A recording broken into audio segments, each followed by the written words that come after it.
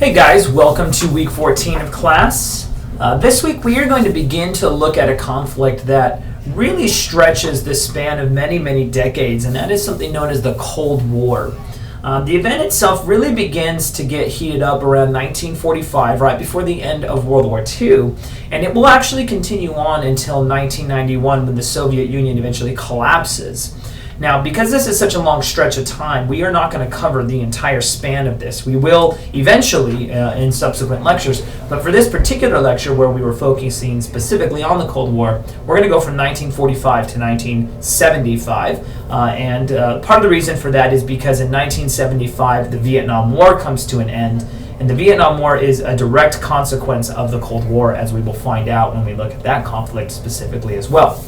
Now, we are going to be focusing largely on the American foreign policy known as containment, the idea that communism cannot spread and we need to contain communism because the United States can't eradicate the thing. It's an idea, it's a government, right? You can't eradicate communism, but you can try to contain it and keep various countries from falling to communism. And so the United States will do whatever it has to do. It will commit itself to doing whatever it needs to do in order to contain the spread of communism. And this would include providing economic aid. This would be including providing resources such as food and clothing.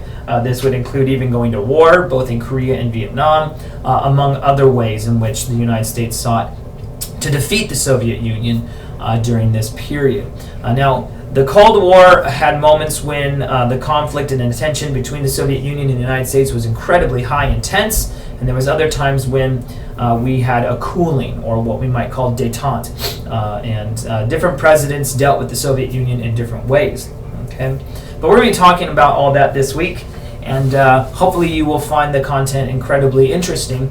And our relationship with the Soviet Union, what we now call Russia, this should have a significant impact on how we understand our relationship with that nation today.